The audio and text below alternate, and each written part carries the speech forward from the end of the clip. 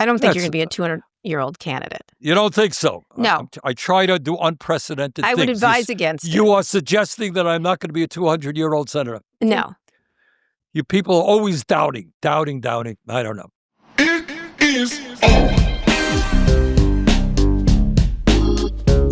Hi, everyone. Today, I'm talking to Senator Bernie Sanders, someone who I've wanted to talk to for a while. Obviously, he's well known as the progressive leader of the Democratic side of the aisle, although he's been an independent his whole career. He's been holding these rallies, these Fighting Oligarchy rallies all across the country that are attracting huge crowds. He's doing with Representative Alexandria Ocasio-Cortez, and they're quite a duo and making people very excited. The Democratic Party is moving towards him rather than away and rethinking its relationships with billionaires. And so he's a perfect person to talk to. This is going to be a good one, so stick around.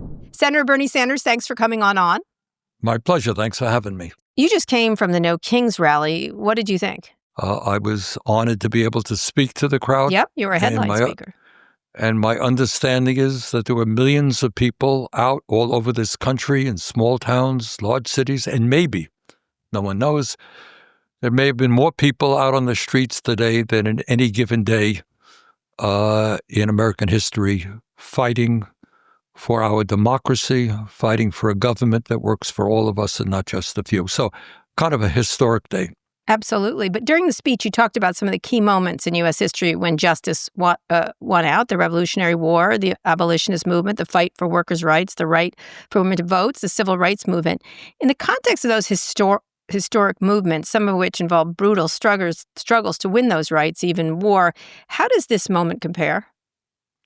Well, it's hard to say. I think all I can say is that we are living in an unprecedented moment in American history. And the point of my going back throughout history is that when all of those struggles were taking place, I'm not a historian, but you got back in the 1776, you got a ragtag army. The British Empire was nothing to sneeze at. These were really powerful guys.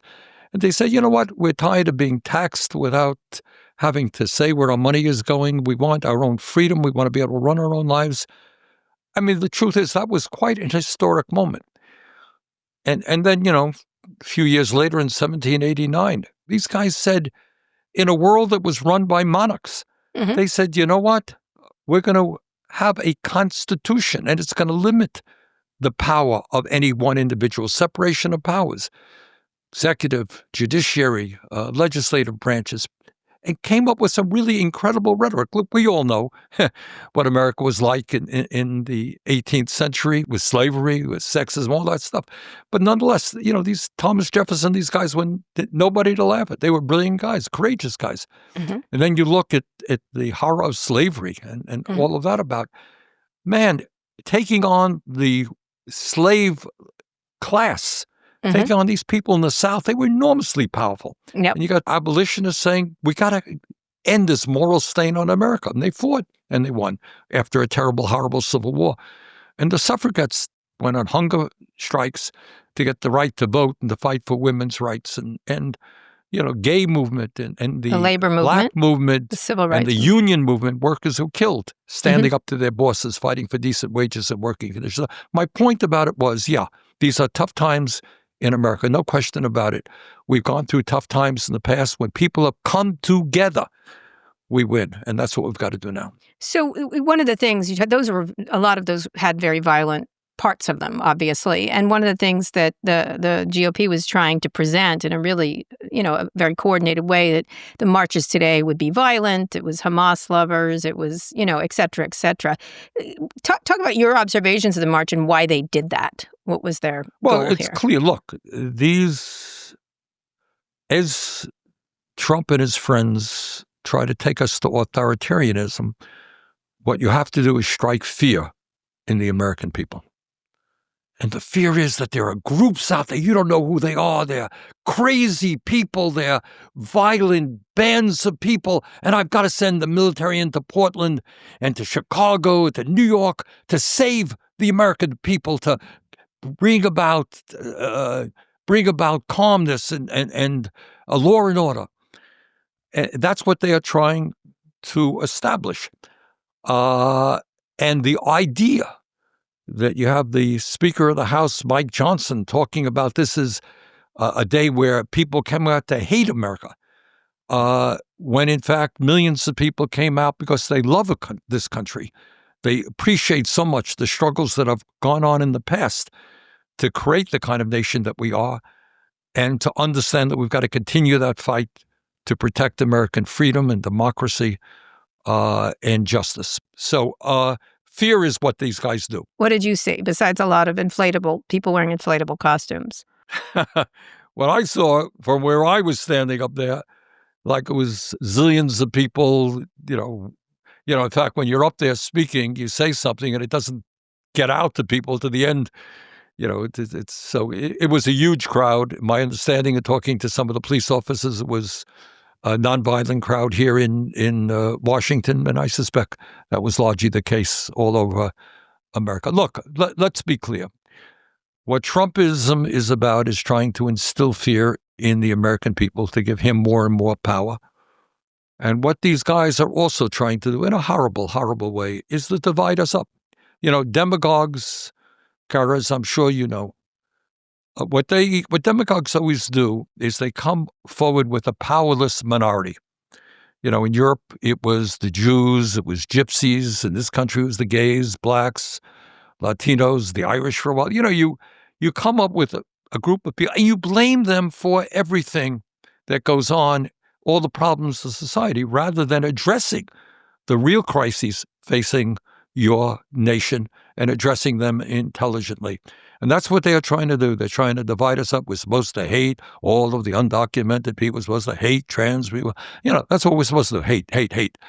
And we're trying to do very much the opposite, bring people together around an agenda that works for all.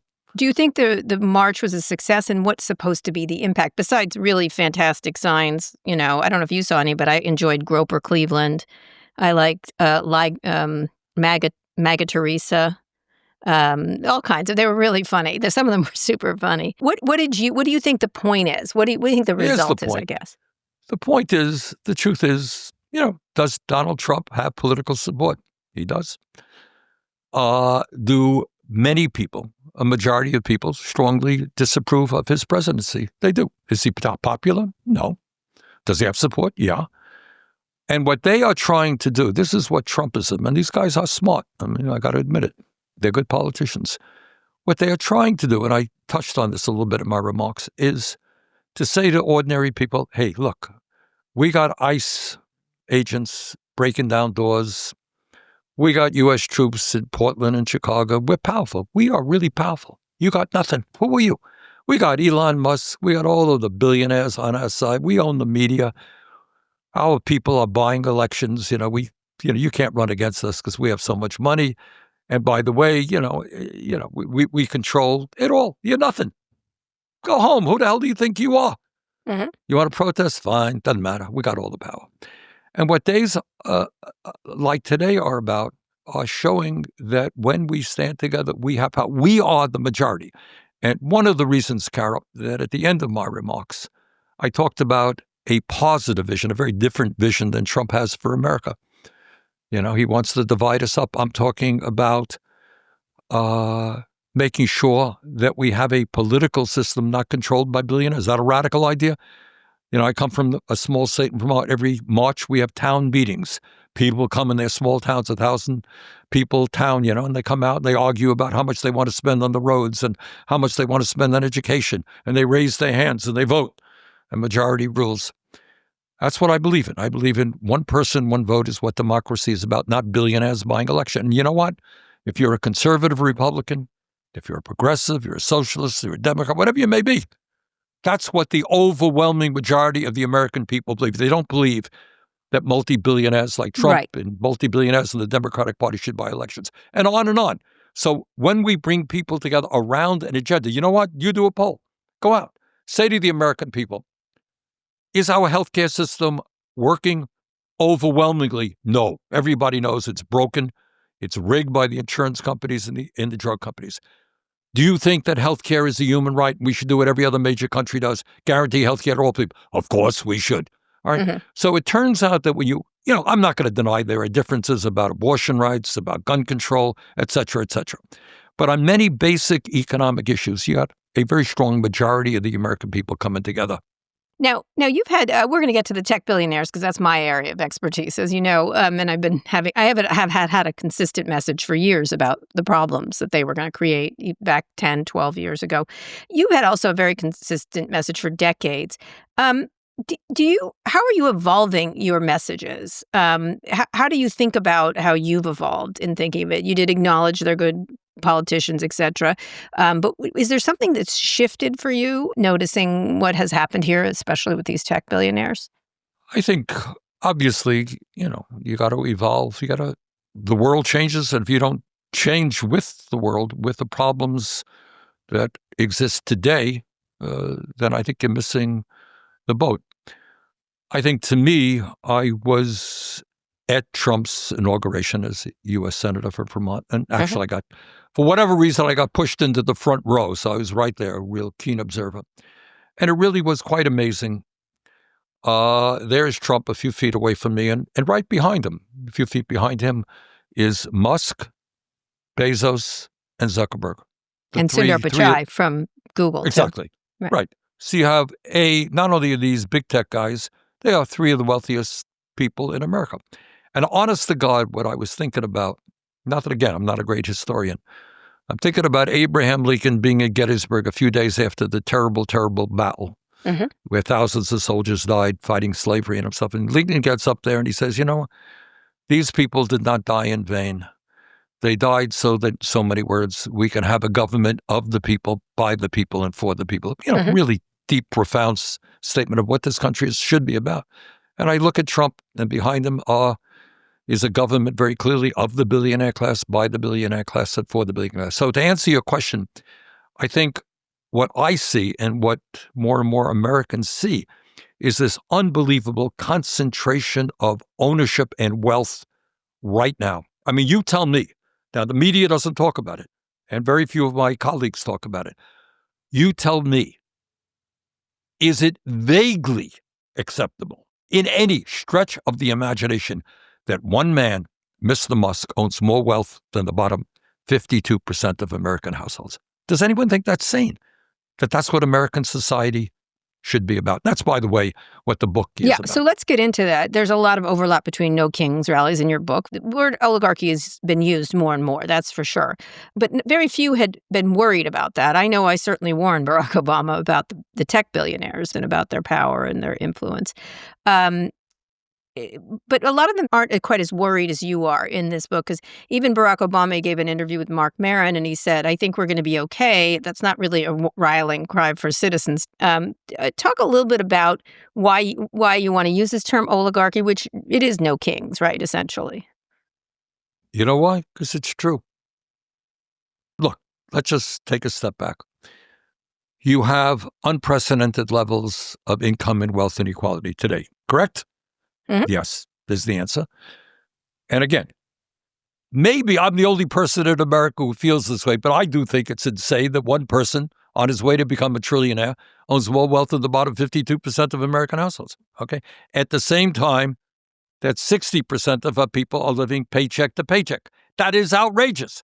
And just because CBS and NBC and Fox do not say it's outrageous doesn't make it not outrageous. It is. It's insane.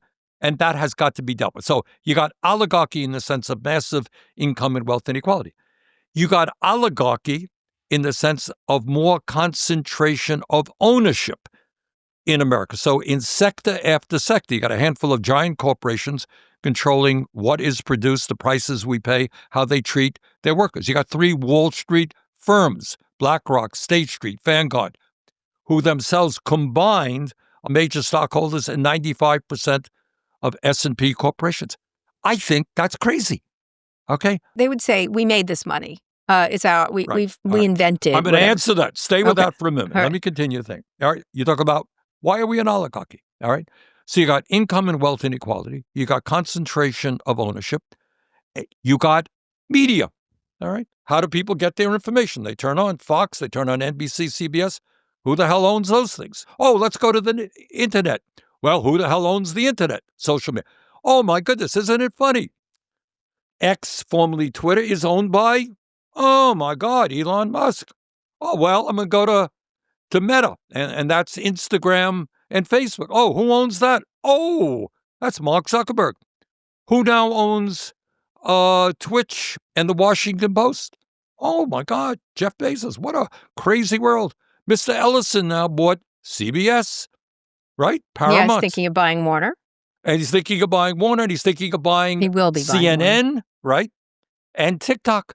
So you got an incredible billionaire oligarch concentration of ownership in media. And then last but not least, you tell me if we're in a democracy when you got Elon Musk spending $270 million to elect Donald Trump and billionaires in the Democratic Party spending huge amounts of money making sure that Kamala Harris doesn't stand up strongly for the working class of this country. Add it all together. You define. Help me. You're not hearing that much, right? You're hearing like, we should do something about these billionaires. But I want to get back to this issue. You tell me, am I wrong in using the word oligarchy when you look at all those things? I like no kings better, I'll be honest with you, because I think oligarchy is a fancy word. But I get your point. But All right, but here's my point. Very Okay. easy to talk about in Russia. Oh, Yeah. the Russian oligarchs control their right. society. Right. Oh, in Saudi Arabia, you got a handful of zillionaires. Well, guess what? It's the same damn thing in this country. I agree with you. I have been screaming about the power of these people for years. You know, there's always been rich and poor in America, no question. And you always had bosses and corporations that were not very nice. Gilded Age, etc. Yeah. Gilded Age, exactly. But you got something different now. You got in these guys, in Peter Thiel and in Musk and these other guys, they got a philosophy. They really do. And I talked about it a little bit in my remarks today. They really do believe. You know, look, I mean, every corporation wants tax breaks. Every corporation hates unions. Fine, we're used to that. These guys are different. In fact, I think I was reading something the other day. Mhm. Peter Thiel was actually Antichrist. using the expression antichrist, a religious term, if anybody suggests that these big tech guys should not have unlimited power, that you want to control them. It's not that I disagree with you, or you're wrong.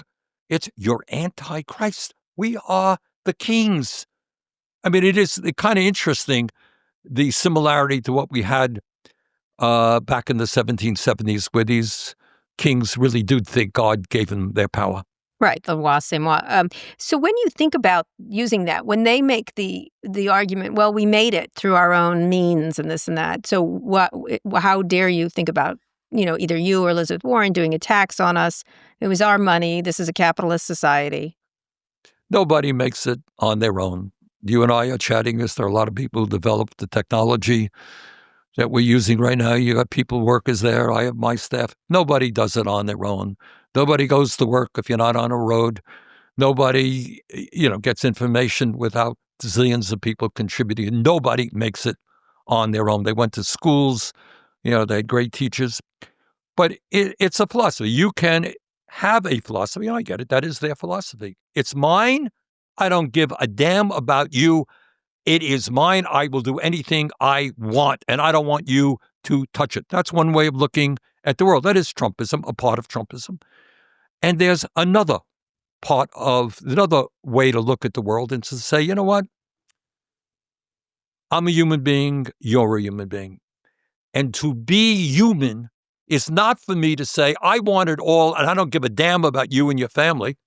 It's to say, you know what? We're in this together, and I want you to care about the problems my family has, and I will care about the problems that your family has. And we will work together to improve life for each other. That there's a level of solidarity as human beings. We share common dreams. And I don't care about the color of your skin or where you were born. You want your kids to have a good education and be healthy. And that's what I want for my kids and grandchildren. So we're looking at very strong philosophical differences. Yeah. Your rallies drew hundreds of thousands of people in both red and blue states. You say the crowds were bigger than you saw when you're running for president. We obviously don't have official numbers for today's No Kings protests, but these are large protests.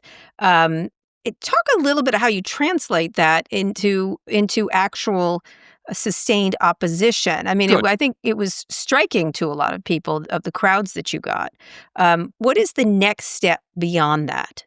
Well, let me just say it was striking because, it's one thing. You're running for president of the United States. You go to Los Angeles, you're going to get a big crowd. Nobody was running. I'm not running for anything. Alexandria was not running for anything. Yet you had 36,000 people out in L.A., but it wasn't just L.A. You had 20,000 people out in Salt Lake City, 12,000 people outside of Boise, Idaho, for God's sakes, 30,000 people out in Folsom, California, which is represented by a Republican congressman. And what we saw, we keep, I have a pretty good political organization, and we keep tabs on these things. So we know pretty much who comes to these rallies. They sign up. About half the people came were Bernie supporters. Half the people were not. And you know what? There were a significant number of Republicans and a significant number of independents who were there as well. So the takeaway from all of that is that there are a lot of people, and not just progressives, but some Republicans, independents, who are very concerned about the direction in which Trump is taking this country. So that said, you were very open about the ways you feel about the Democratic Party had failed voters, as you just noted, in the working class more broadly. According to polling, the party has never been more unpopular, even though President Trump is also unpopular. You've said it's because the Democrats have abandoned politics that help working families. But it's not like the Republicans have adopted those policies. That's true. Yet voters without college favored Trump, as you know, in 2024 by double digits. There's a cultural component to MAGA's appeal that goes beyond policy. Why is there that conundrum? Is that they don't like That's a great question. Either That's thing? a great question, Kara, that we don't talk about enough. Before I answer that question, let me tell you, as part of our Fighting Oligarchy tours, we didn't just go to big cities and stuff. I went to West Virginia, a state that I happen to love, really just for a working class state of very good, honest people. We had a town hall meeting. It wasn't attended by tens of thousands. 400 people came out. And it was an incredibly moving experience to me. You had working class people saying, you know what? We don't have health care. We got to go hours to find a dentist. We got to go hours to find a specialist. Kids are not getting the quality education they need to make it in today's world. Decent, good people coming up, talking about what is going on in their state. And while West Virginia, in fact, is poorer than many other states, you could say the same thing in Vermont and any other state in America. I think that Trump wins not because people who voted for him, working class people, believe in tax breaks for billionaires or throwing 15 million people off the health care they have. Many of them will be Trump supporters. That's not why they voted for him. They voted for him because the Democratic Party has not given them an alternative vision. And in West Virginia, the Democratic Party, for example, doesn't exist. It's virtually non-existent. Used to. So there is no alternative. Yeah. So your point is right. What I have said over the years, and say it very loudly now, is the Democratic Party has got to make a fundamental decision. And that decision is, do you worry about your campaign contributions from AIPAC and from the other billionaire super PACs, or do you come up with an agenda that speaks to the needs of the working class in this country? If you come up with that agenda, you will win back many of the working class votes who are supporting Donald Trump, in my view. So one of the things that Trump is actually good at is he normalizes racism by delivering it to me as entertainment, like hateful rhetoric as show business, really. Right. How can the left strip away that disguise and make the harm visible instead of letting him smuggle bigotry in through humor and charm, really? Kara, let's be clear, and I'm glad you raised that. Trump, before he was involved in politics, was a very successful TV personality, right? He got a top-rated show. He was good. He's a good entertainer. And in many ways, his administration is a reality presidential administration where you have really talented entertainers from Fox Television who know how to perform very well on TV. That is what they do. I'm kind of old-fashioned, and I think that the best way is to come forward with an agenda which speaks to the needs of working families. Right? So, interestingly enough, just the other day, I was on CNN the other day with Alexandria Ocasio-Cortez. We did a town hall. And, of course, the Republicans, crazy Bernie, lunatic Bernie, all that stuff.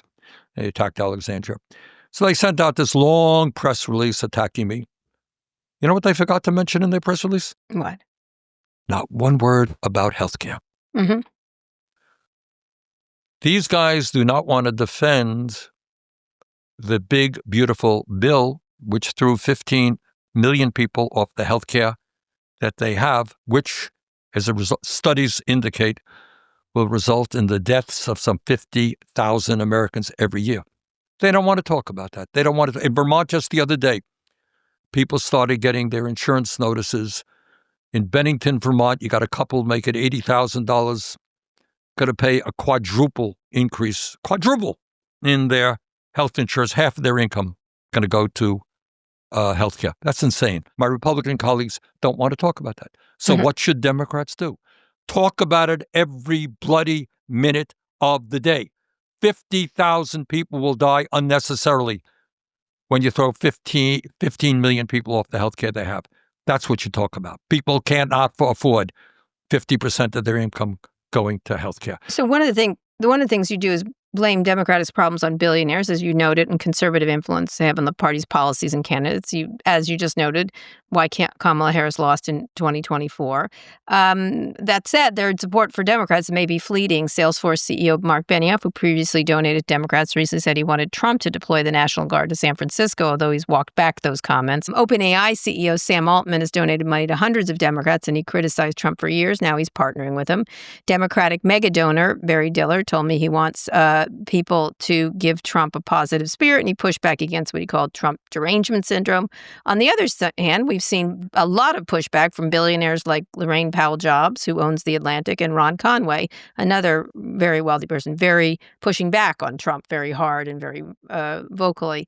Do you think the Democratic establishment is coming around to your view, given the sharp heel turn we've seen from some of these formerly friendly tech billionaires?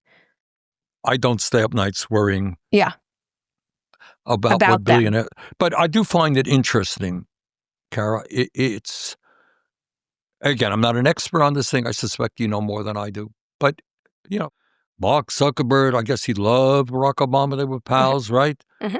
And Jeff Bezos, a nice, moderate guy, Washington Post, blah, blah, blah, blah. Musk, I think, if I'm not mistaken, voted for Obama in 2008, right? He did. So what you're seeing now is the billionaire class going where the money is. And Trump has, let's be honest, if you're a billionaire, Trump has been very generous and kind to you. He repays his friends. They help elect him. They support him. And these guys are making out like bandits right now. So, it's fine. If there are decent billionaires who understand that we've got to fight to retain democracy, God bless them. That's great. But the future of this country will not rest on a handful of billionaires. It will rest on working class people and the vast majority of our people standing up and fighting for justice and democracy. But you did note that Elon Musk gave $250 million to help elect Donald Trump. It probably helped quite a bit. Should the Democratic Party be counting on wealthy donors anymore to raise cash? No. And what's the alternative? No. The alternative is, look, today millions and millions of people came out. If you give those people, and many who did not come out, an agenda, a vision for the future, which says that in the richest country in the history of the world, it is not a radical idea to say that everybody should have a decent standard of living. You tell me, in America, should we have the highest rate of childhood poverty of almost any major country? Really? In America? Give people a vision, and you know what? They'll chip in $25 or $50 to help your campaign. And you know what? Money is important. I'm a politician. You don't need zillions of dollars to run a campaign. You need a certain amount, and you can win. But that is, and then, of course, ultimately, you got to get rid of the Citizens United, which allows billionaires to buy elections. So a heel turn on billionaires. Just ignore it. Just say, good for them. If they want to contribute and play a role, that's fine. I appreciate that. I'm not, there are a lot of decent people who happen to be billionaires. They think that democracy and truth is important. God bless them. But the future of this country depends on working class people standing up and taking on the billionaire class, which is getting richer and richer. Yeah. Now, you tell me how it could be that with all of this new technology that we've seen in the last 50 years, and I want to talk about AI with you in a minute. Yes, of You know course. more about this stuff than I do. But you tell me, how does it happen that over the last 50 years, an explosion in technology, worker productivity exploding, you got millions of workers who, in real inflation accounted for wages, are earning less than somebody in their place 50 years ago. And what's going to happen with AI? Yeah, well, we'll get to AI in a minute. But every episode, we get a question from an outside expert. Here's yours. Hi, Senator Sanders. This is Jill Lepore from Harvard. Historically, most of the reforms that you endorse required pressure from third political parties, from the Free Soil Party to the People's Party to the Progressive Party. So I wonder whether it's really possible for the billionaire-funded Democratic Party to reform itself without pressure from a third political party.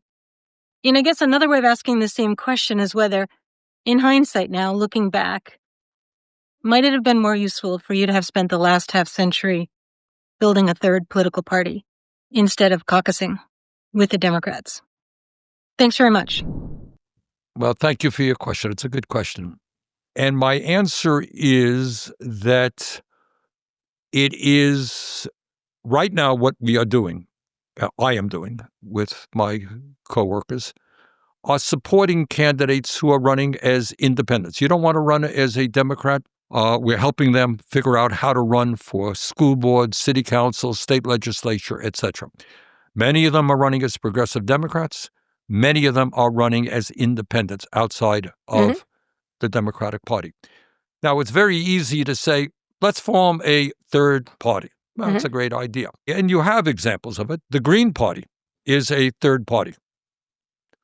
Have they played an important role in modern American politics? Maybe to some degree they have. I would not say that they have been enormously successful. I don't know what they get, 1%, 2% of the vote. When I ran for president as an independent in the Democratic Party, I got millions and millions of votes and brought forth an agenda that millions of people were nodding their heads. And an agenda, I think, which has helped to some degree transform politics in America today. Would I have been able to do that running as a third party? So the idea about a third party is, I'm not dismissing it, but it ain't easy. You need a lot of money to do that. You need to deal with some states who have very, very restrictive regulations. State of Vermont, you want to go to third party, pretty easy. Other states, not so easy. So the answer is, where we are right now is I have made it clear. I personally will support and am supporting candidates who are running as independents outside of the Democratic Party. And if people are wanting to run as independents, taking on conservative Democrats, establishment Democrats, I will be there, given, the nature of the race. So that's but not a national political third at this party. moment, I think it's rather difficult. And I think we are seeing momentum right now to transform the Democratic Party, some great candidates around the country, et cetera, et cetera. And when you talk about transform, one of the things that you run into all the time is Bernie bros who became Trump supporters. Talk about how you feel about that heel turn, because they seem to be turning back again. All right, this is what I think. What Trump, and again, I think Trump has his mental issues. I think he's unstable. I think he's a pathological liar. I think his agenda for America is horrific. All right? So let me be clear about that. But he understands something that the Democratic establishment did not understand. The system, Kara, is broken. So you go out. How's America doing? It's broken. Healthcare system, broken and dysfunctional. Childcare system, broken and dysfunctional. Housing, who can afford to buy a house? No young person can afford to buy a house. Nutrition, our people are overweight. They can't afford decent quality food. Kids are doing junk food. All right. On every basic level, the system is broken. And Trump, in so many words, he doesn't use it that way. He says, look, it's all broken. And the reason for it's the undocumented people, it's the trans people. That's why it's broken. Well, that's crazy stuff. But he understands the system is broken. And what do the Democratic establishment says? Well, I think if you make $48,392, we will be able to provide you with a program that gets you 14% help on your on your health Is that your voice of a Democratic Party? In other words, they are tinkering around the edges. Everybody in America knows the healthcare system is broken. There are 47 members of the Democratic caucus. I got 15 or 16 of them on a Medicare for All system. Why? Everybody knows that we have massive wealth and income inequality. How many Democrats have the guts to say, you know what, maybe Mr. Musk and Bezos should start paying their fair share of taxes? So these guys tinker around the issues. They wanted a little bit, and in 14 years, we're going to be successful. That's not what the American people want to hear. So Trump is tough. I'm going out there. The system is broken. I'm sending ICE agents over there. The military's going there. I'm doing this. I'm bringing these guys in. And people respond to that. Democrats got to be tough too. But they have got to take on not poor, undocumented people. Most of them will work at hard. Fighting the oligarchy. They got to take on the goddamn oligarchy. Right. That's what they got to do. So let's then talk about that. There's a lot of news items that are in this oligarchic area. As you notice, you just mentioned AI. We'll start with AI. You're proposing a robot tax that would increase taxes on corporations that use AI to eliminate jobs. I just did an interview on the future of work of AI. I do lots of them. And my guests pointed out that it would be incredibly difficult to assess what counts as an AI-related job loss since it's going to be incorporated into everything. It's like sort of like electricity. So talk about the practical implication of a robot tax and how you think it should work. Look, a robot tax is one of the visions. And again, Kara, I don't want to claim to be an expert. All right. But this is what and please, you know more about this than I do. You correct me if I'm wrong here, okay? My understanding, which is right, is that the Musks, the Zuckerbergs, the Bezos, the Ellisons of the world are putting many, many hundreds of billions of dollars into AI and robotics. Yes. Is that correct? Yes, okay. Indeed. So the question that we want to ask ourselves is, okay, why are they doing that? Are they doing that to benefit the working families of America? No. Well, you know what? Between you and me, I don't think so. I think the reason they're doing it is they see wonderful opportunities to become even richer and more powerful. Okay, that's my view. Should the American people and their elected representatives begin to stand up to that? The answer is yes. Now, when you talk about AI, and again, I bow to you, have more knowledge in this stuff than I do. Certainly one of the immediate things is the people that I talk to, and I've talked to some people who know a lot about this, is they worry that many, many millions of entry-level jobs, of factory jobs, will disappear. Do you agree? It's both robotics and AI together. Right. Robotics doesn't get as much attention, but it's there. Right. The numbers are huge in terms of improvements. Right. And we're just beginning to see robotics in this country. China is way ahead of us. So for a start, it's insane for the elected officials of this country to say, whoa, wait a second. What the hell's going to happen when millions of people no longer have a job? All right. So I came up with some proposals. I think a tax on robots is one. I'll tell you what I think is even more important. And that is if robotics and AI is going to increase worker productivity, which it certainly will, right? Absolutely. The benefits should not simply go to Mr. Musk and his friends. They should benefit ordinary people in this country. What does that mean? It means radical idea. The 40-hour work week was established, I think, in the 1940s. You know what? Maybe it's time to do what companies and some countries are beginning to do, lower the work week from 40 hours a week to 32 hours a week without loss of pay. Okay? Maybe that is a proper response. Maybe we should be thinking now of giving workers more power over the companies that they work, or worker ownership of companies in large corporations, getting workers and their unions on the boards of directors, etc. But I think I don't have all the answers to this. But I do think that this is a incredibly transformative and potentially destructive moment for working families, and we've got to respond aggressively. Not just working families, information, upper middle class. That's right. People. Okay. Right. And then, I'm just talking about the economy. And then you go to, you go to the mental health issue. I mean, we have kids who spend their lives on the internet. and their best friends are somebody in a chat box. What are the implications of that for humanity in general? If my best friend is somebody on a chat box, really? If I don't interact with other human beings, what the hell is that about? What kind of society do we live in? So thus far, Congress has done nothing, I would say, Right. not less than nothing. In fact, giving them all I kinds of agree. gimmies. How do you begin to pass any? I mean, Senator Klobuchar has tried. Senator Warner has tried. These never go anywhere. Look, this gets back to the basic issue that I talk about all the time. It's not just AI and robotics. It's not just healthcare. It's not just that we have a federal minimum wage of $7.25 an hour. Not just that we're the only major country not to guarantee healthcare at all. It gets back to the nature of our political system. So does anybody out there really think that the United States Congress in its totality is standing up and worrying about the working class, the middle class of this country, the future of America, our young people? Or are they more worried about getting campaign contributions from wealthy individuals? Certainly, they certainly have tried, though. But was that not genuine? Because those bills No, of just course. died. Look, there are serious people. I do not hear me to say otherwise. So why don't they pass? Because they get paid off. The others who have to vote get paid Sure. off. So how do you Right. break that logjam?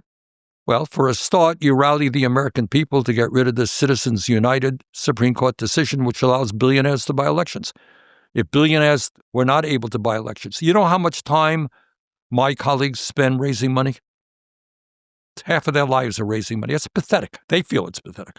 Wouldn't it be kind of nice if we had a Congress that was responsive to the people back home, not spending their life raising money from wealthy people so they could address the real issues facing their constituents?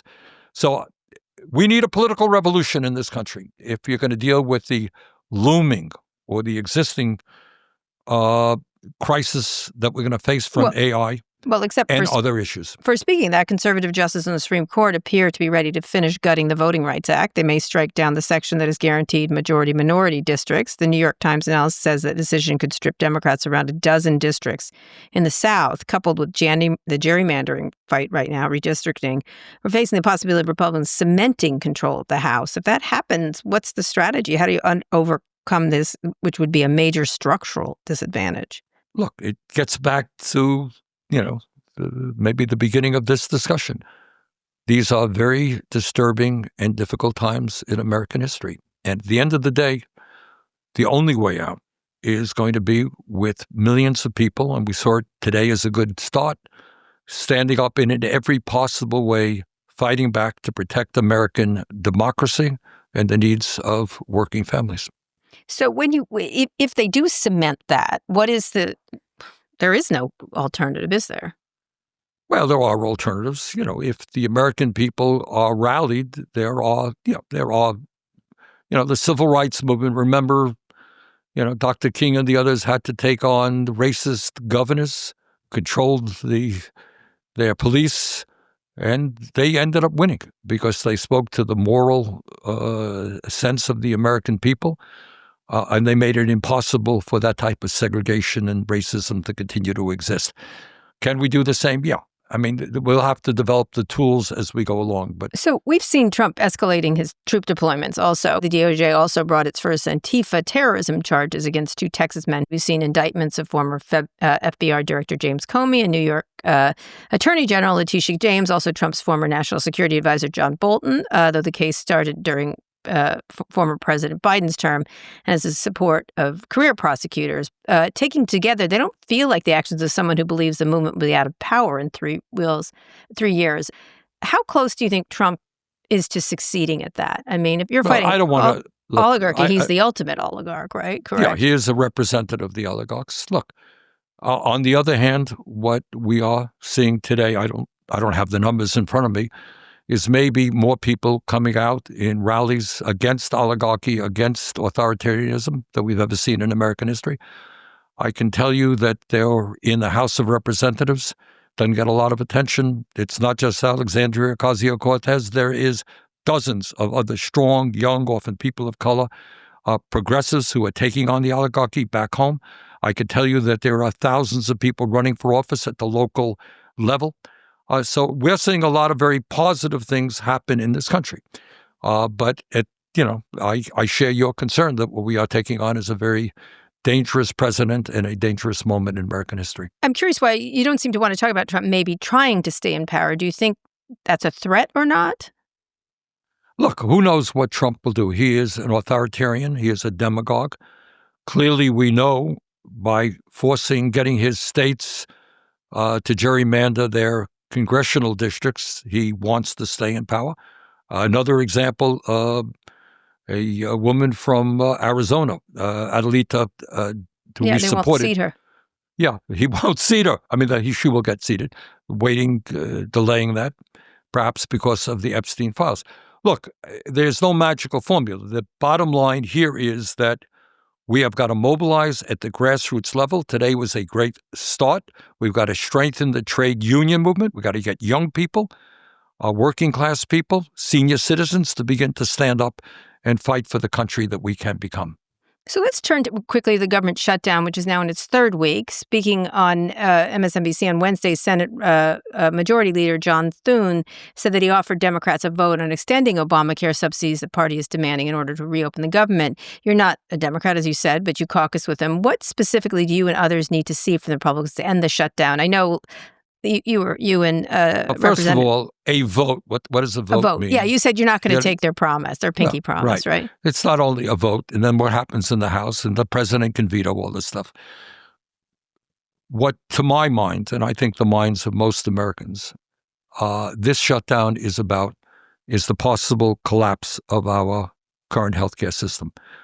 I do not know how any member of the U.S. Congress can vote to throw 15 million people off of their health care, and according to studies, allow 50,000 Americans to die unnecessarily every year. I don't know how, when people are struggling right now, we could allow people to see a doubling or a tripling of their health care premiums. So to me, that is what the shutdown is about. And when Republicans don't want to talk about those issues, and that tells me that they are afraid. It tells me that we are winning this. It tells me we got to keep talking about it. When they come to the table and say, all right, we're not going to let 50,000 people a year die unnecessarily. We're not going to double premiums. Let's get moving. The House will pass it. Senate will pass it. President has promised he will sign it. That's great. That's when it ends. Now, some of the things Senate Minority Leader Chuck Schumer warned about when he voted to keep the government open earlier this year are playing out. Trump is consolidating power. The administration is pushing for more mass layoffs, so the federal judge has blocked them for now. The president has halted billions of projects in largely Democratic districts. Even if you manage to force Republicans to extend the health care subsidies and permanently, are you worried about the risks in getting this, or is this still the right strategy? What do you mean the risk in getting it? The risk in does all the things the Republicans consolidating power even more worth the health care subsidies themselves? Look, they would do that. What do you think? Trump needs a shutdown to lay off? We went through Doge.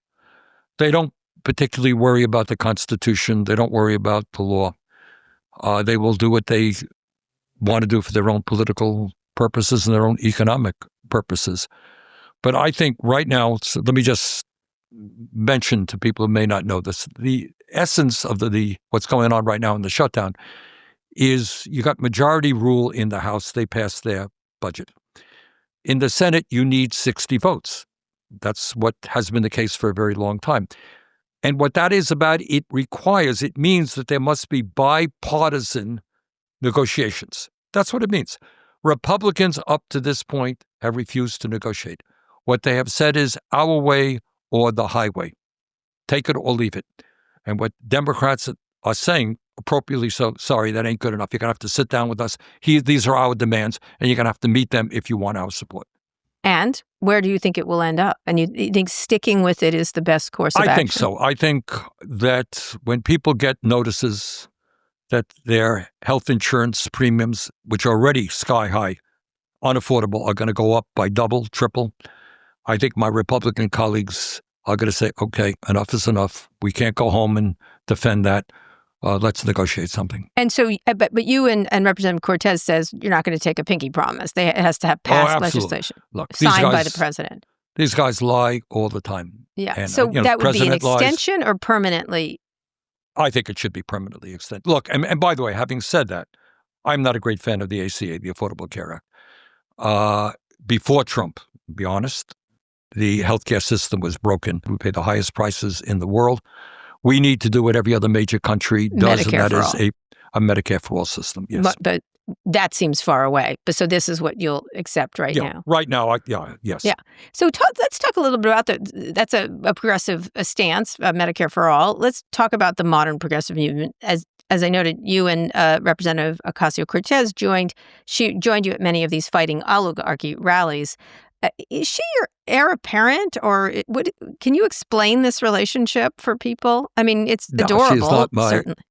Adorable. Well, look, she is, I think, an outstanding person. I think she is really, really smart. I think in the best sense of the word, she's a great politician. I know she was up in Vermont a few years ago. We had breakfast together at a restaurant. People coming over to her. And her smile, the way she greets people, it's genuine. She's real. She's a real person. And I think people see that. But there are other great people in the House of Representatives who are doing a great job as well. So I don't have any heir apparents. She is just doing great. But there are many, many others out there who are fighting the right fight as well. Well, she is on your tour, though. I don't see others. She was on my tour. So one of the things that's important to think about is what's coming next in the Democratic Party. If you could think about what's going to happen, there are all these interesting races, like with Graham Plattner in Maine a few days ago. The state's two-term senator, Democratic Governor Janet Mills, announced she's running for Senate and setting up a tough primary. What do you think if you had to pick? If there's all these different people like Plattner and others, that means for the 2026 elections and then the 2028 elections, if it's going to be built around a progressive agenda? I think what you're seeing, for example, it was interesting to me that more and more establishment Democrats saying, you know what, I don't want any AIPAC money, right? That's interesting because they are understanding that the American people have been disgusted with billions of US dollars going to Netanyahu to starve children in Gaza. So they're catching on. I think what you're seeing in Michigan with Abdul El-Sayed, you're seeing it in Nebraska with Dan Osborne. You're seeing it in Texas with some strong candidates, James Tallarico, and others, and congressional candidates as well. You're seeing working class candidates coming up who I think are resonating with, people like them in their willingness to take on big money and fight for an agenda that works for working families. And I think that is fairly transformational. We're beginning to see some really fundamental changes in the nature of the Democratic Party. All right, my last question. You're 84 years old right now. You told Politico that your current term, which ends in 2030, will likely be your last, but you also filed papers to run again in 2030. Well, there you go. You never know. I might be the first 200-year-old member of the U.S. Senate. People are way ahead of you on that. But when do you feel like there's enough of this movement that you've instilled, whether it's AOC, whether it's Mamdani, some Greg Casar, others? When do you imagine you'll be able to say, okay, they've got it from here, or where do you think of yourself? Well, they have it already. It's not a question. So what about for yourself? I don't think you're going to be a 200-year-old candidate. You don't think so? No. I try to do unprecedented things. I would advise against it. You are suggesting that I'm not going to be a 200-year-old senator. No. You people are always doubting. I don't know. All right. Anyhow, look, it's not me. Okay. I do my thing. I am really proud of the campaign Mamdani is running in New York, a brilliant campaign, grassroots campaign, talking about the right issues, what Alexandria is doing, what Greg in Texas is doing, what great candidates all over the country are doing. For as long as I can do it, I'm going to play my role. I grew up in a 3.5-room rent-controlled apartment in New York City, okay? I am from the working class of this country. Those are my people. And I hope to God I never forget where I came from. So I'm going to continue that fight for as long as I can. All right. Thank you so much, Senator Sanders. Thank you very much. Take care. Today's show was produced by Christian Castro-Rosell, Kateri Yoakum, Michelle Alloy, Megan Burney, Kaylin Lynch, and Devin Schwartz. Nishat Kurwa is Vox Media's executive producer of podcasts. Special thanks to Rosemary Ho and Catherine Barner. Our theme music is by Trackademics. If you're already following the show, you get an inflatable frog costume. If not, you're a 200-year-old senator. So don't forget to subscribe. Thanks for watching. See you on Thursday.